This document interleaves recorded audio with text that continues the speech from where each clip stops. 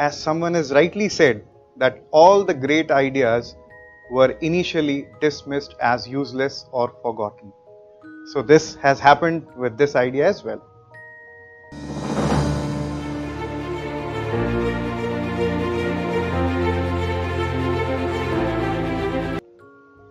Hi, I am Anshul, and today we are going to see the story of Atal Setu और Mumbai trans harbour link. हम इसमें देखेंगे कि ये कैसे आया, इसका हिस्ट्री, इससे रिलेटेड कुछ फैक्ट्स, इसके बेनिफिट्स क्या हैं और व्हाट आर दी चैलेंजेस और उसको गवर्नमेंट ने कैसे डिफेंड करने की कोशिश की है.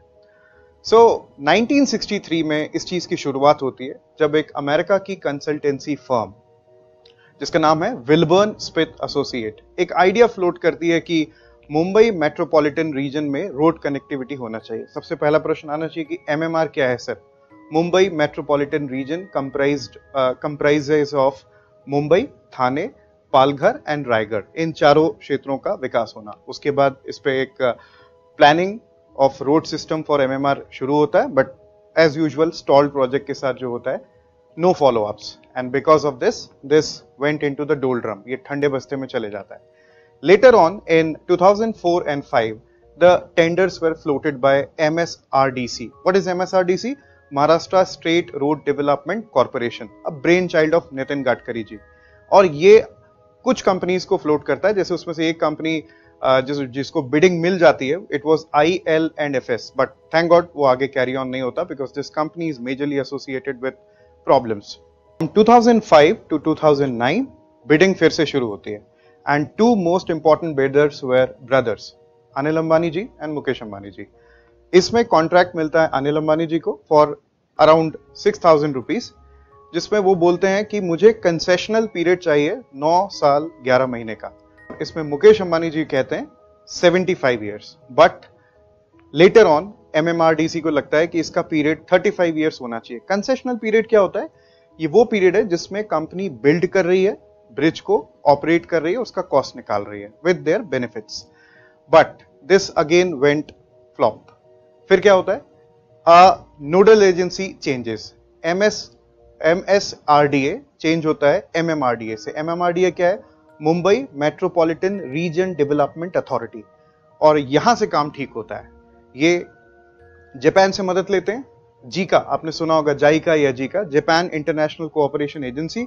Same agency has given loan to Delhi Metro as well, and they agreed that 80% of the cost will be borne by us, and later 20% will be borne by state and central government. और इसमें इनको assist करते हैं Tata, LT, L&T.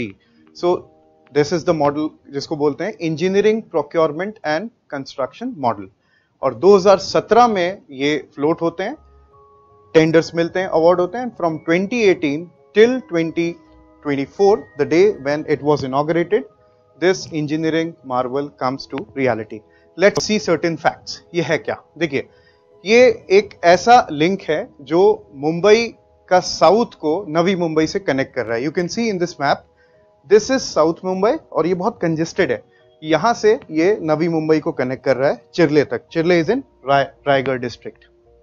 इसको समझिए आप कि ये 21.8 किलोमीटर्स का जो 6 लेन ब्रिज है, ये 16.5 पानी में.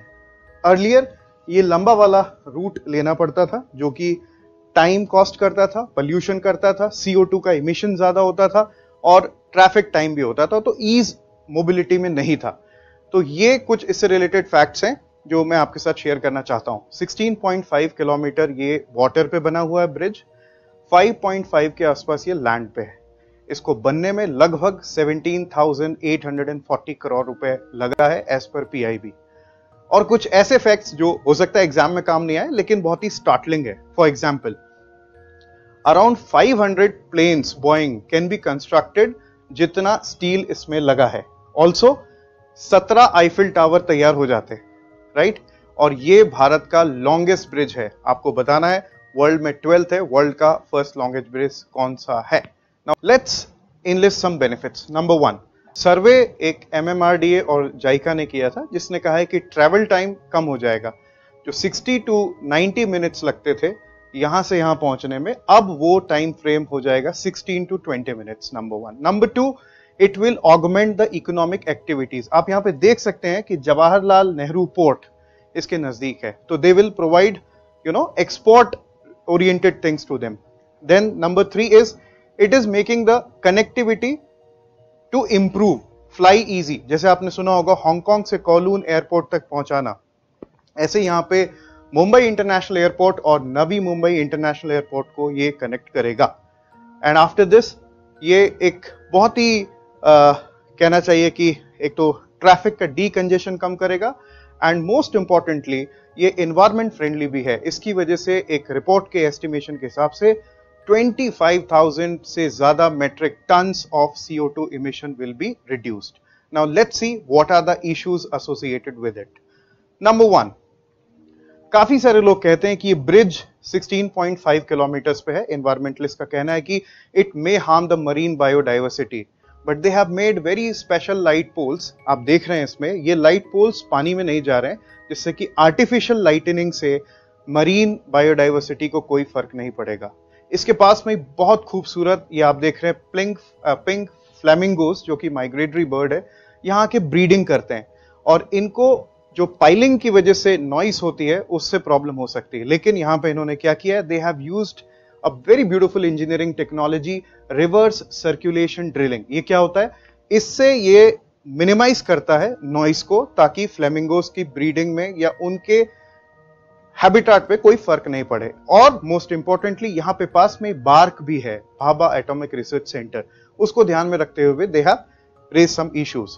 कुछ एक इश्यूज ये भी है कि यहाँ पे शिप का नेविगेशन कैसे होगा, उसके लिए they have done orthotropic steel decks, जिससे कि शिप का नेविगेशन भी ठीक से हो सके और स्ट्रेंथ और फ्लेक्सिबिलिटी इस ब्रिज को मिले। जैसे इसके लिए कह रहे हैं कि this bridge is going to live for I think 100 years. Apart from this, एक जो बहुत ही अच्छी टेक्नोलॉजी इन्होंने साउथ कोरिया से अडॉप्ट की है, special high containment crash barriers. ये क्या होता है, इसमें अगर व्हीकल कोलाइड भी करता है तो वो पानी में नहीं जाएगा, it will come back to road. And again they have installed AI based cameras, so that if anyone increases the speed above 100 they will get challans, उनको चालान के गिफ्ट मिल जाएंगे। And one more thing, they have introduced noise barriers there, noise barriers भी हैं ताकि minimize हो जाए noise वहां पर।